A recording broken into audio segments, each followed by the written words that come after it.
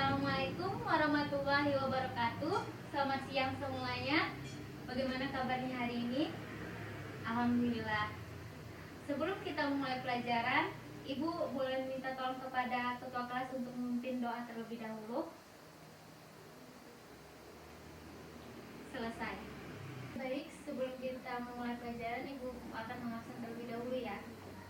Yang pertama, Anita Puspitasari, Fidelika Berliana, Nurhayani, Risma Rahmawati. Oke, kemarin kita sudah membahas tentang pemasaran ya, sama motivasi pemasaran. Nah, minggu ini kita akan membahas siklus daur hidup produk, yaitu pengertiannya adalah siklus hidup produk adalah suatu konsep penting yang memberikan pemahaman tentang dinamika kompetitif suatu produk, seperti halnya dengan manusia. Suatu produk juga memiliki siklus atau daur hidup. Siklus hidup produk ini yaitu suatu grafik yang menggambarkan riwayat produk sejak diperkenalkan ke pasar sampai dengan ditarik dari pasar. Nah, di dalam siklus daur hidup produk ini ada 4 tahap. Yang pertama, tahap perkenalan.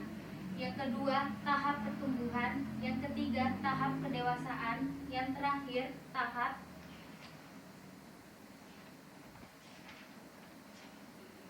tahap penurunan.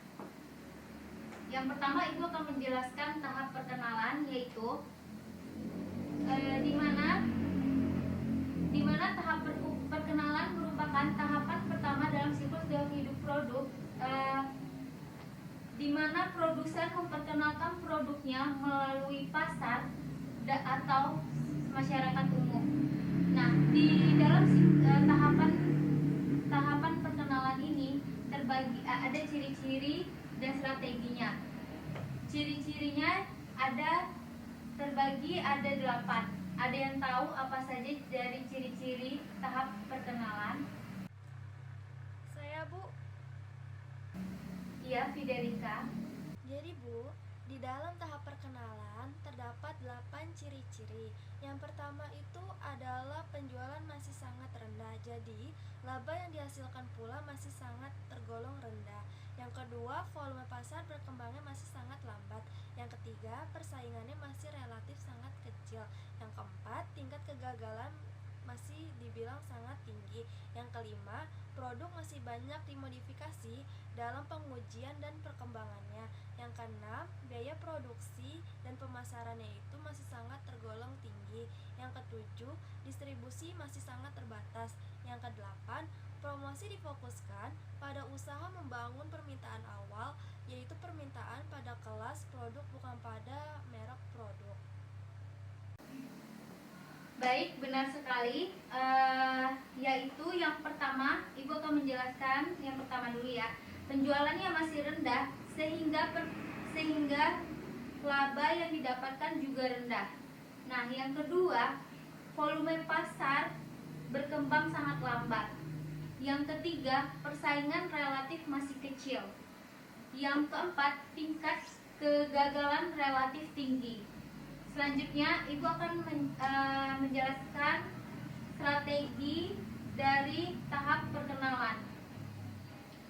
Di strategi pemasaran tahap perkenalan ini terbagi menjadi 2. Yang pertama yaitu penetapan harga tinggi yang untuk menutupi biaya dengan cepat dan membuat barrier to entry untuk produsen lain.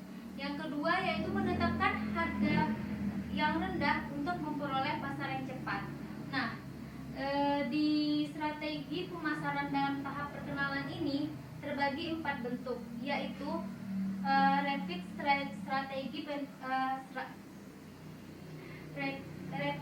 skimming strategi, slow skimming strategi, rapid penetration strategi, slow penetration strategi.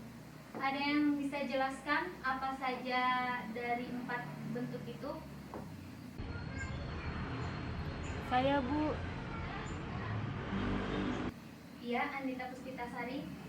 Yang pertama ada rapid skimming strategy, yaitu peluncuran produk baru dengan harga tinggi dan level promosi tinggi.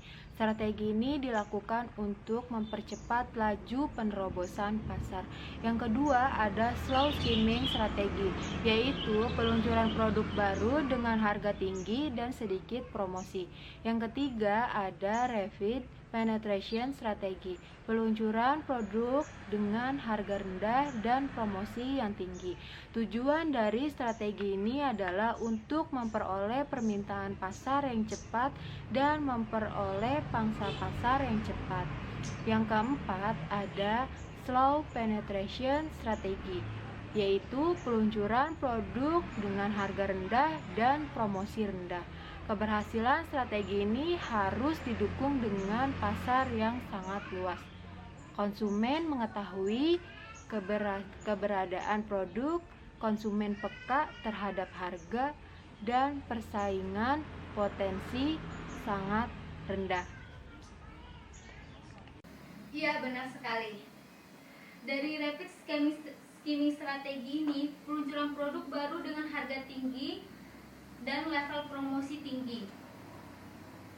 Sedangkan slow skimming strategi yaitu peluncuran produk baru yang tinggi tapi dengan promosi yang rendah. Nah, sedangkan rapid penetration strategi peluncuran produk dengan harga rendah dan promosi yang tinggi. Yang terakhir yaitu slow penetration strategi peluncuran produk dengan harga rendah dan promosi yang rendah. Yang kedua yaitu tahapan pertumbuhan. Setelah produk melewati tahap perkenalan, maka selanjutnya kita akan ke tahap pertumbuhan. Tahap pertumbuhan ini dibagi menjadi dua, yaitu rapid growth dan slow growth. Ada yang bisa jelaskan apa pengertian dari rapid growth dan slow growth? Saya, Bu. Iya, Risma. Tahap ini ada dua, yaitu tahap rapid growth dan tahap slow growth. Tahap rapid growth ini menjelaskan ditandai dengan melonjaknya tingkat penjualan perusahaan dengan cepat karena produk telah diterima dan diminta oleh pasar. Kalau misalnya penjelasan tentang tahap slow growth ini, yaitu penjualan masih meningkat namun dengan pertumbuhan yang semakin menurun. Baik, benar sekali. Dari tahap rapid growth ini ditandai dengan melonjaknya tingkat penjualan perusahaan dengan cepat karena produk telah diterima dan diminta oleh pasar. Sedangkan slow growth pada tahap ini penjualan masih meningkat, namun dengan pertumbuhan yang semakin menurun. Yang ketiga yaitu tahap kedewasaan. Setelah tahap pertumbuhan, maka ada tahapan selanjutnya yaitu tahapan kedewasaan, di mana tahap kedewasaan ini ditandai dengan tercapainya titik tertinggi dalam penjualan perusahaan. Normalnya tahap ini merupakan tahap terlama dalam PLC. Nah, penjualan dalam tahap ini sangat sensitif terhadap perubahan perekonomian. Pasar semakin tersegmentasi sehingga untuk masing-masing segmen diperlukan promosi yang berbeda dengan lainnya. Nah, di tahap kedewasaan ini dibagi menjadi dua segmen, yaitu yang pertama tingkat tahap kedewasaan, yang kedua strategi pemasaran pada tahap kedewasaan. Ada yang bisa menjelaskan dari kedua itu? Saya, Bu. Iya, Nurhayani. Pada tahap tingkat kedewasaan dibagi menjadi 3 tingkat. Tingkat yang pertama dinamakan kedewasaan bertumbuh, yaitu pertumbuhan penjualan mulai berkurang yang disebabkan oleh tidak ada lagi saluran distribusi baru yang bisa ditambah. Pada tingkat kedua dinamakan kedewasaan stabil, artinya penjualan menjadi mendatar yang disebabkan oleh jenuhnya pasar. Dan tingkat ketiga dinamakan kedewasaan menurun, artinya penjualan menurun dan konsumen mulai bergerak kepada produk lain atau produk substitusi. Strategi pemasaran pada tahap kedewasaan dibagi menjadi 2 strategi. Strategi yang pertama, definitif strategi, artinya tujuan untuk mempertahankan pangsa pasar dari pesaing dan menjaga produk dari serangan produk substitusi.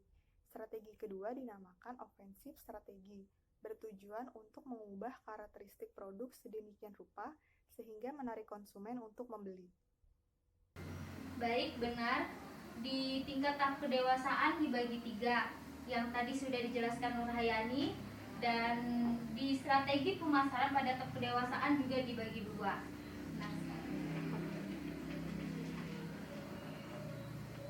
Nah, yang terakhir yaitu tahap penurunan.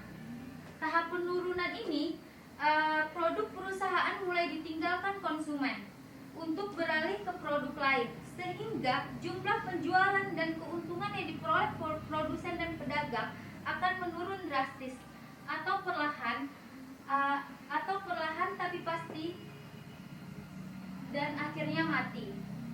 Penurunan penjualan ini disebabkan oleh faktor-faktor seperti perubahan selera pasar, produk substitusi diterima konsumen baik dalam negeri maupun luar negeri, dan perubahan teknologi. Ada yang ingin bertanya? Ada yang kurang jelas atau bagaimana? Tidak ya? Oke. Ibu akan mengadakan tes tertulis yang akan Ibu dikte. Yang pertama yaitu jelaskan pengertian siklus daur hidup produk serta sebutkan karakter siklus daur hidup produk. Yang kedua, sebutkan 3 tahap perkenalan. Yang ketiga, mengapa dalam tahap perkenalan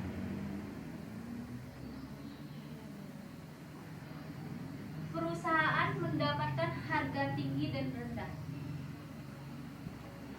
Yang keempat, pada tahap pertumbuhan dibedakan menjadi 3 kelompok, yaitu rapid growth. Pada tahap pertumbuhan dibedakan menjadi 2, yaitu rapid growth dan slow growth. Jelaskan dengan singkat. Yang terakhir, faktor-faktor apa saja yang menyebabkan produk dapat mengalami tahap penurunan. Baik, Ibu berikan waktu 30 menit ya untuk menjawab soal dari Ibu.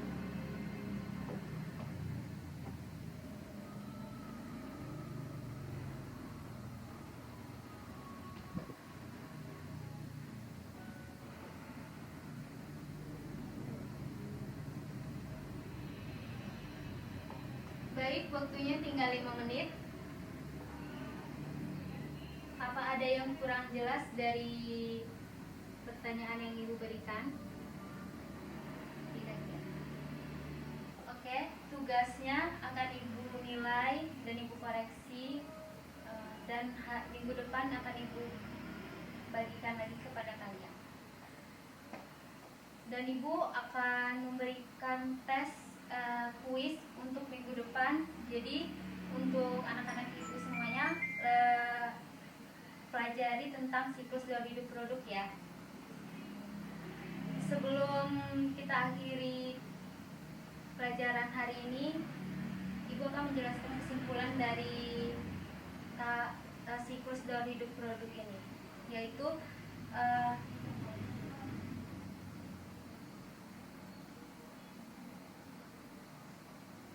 dalam sebuah produk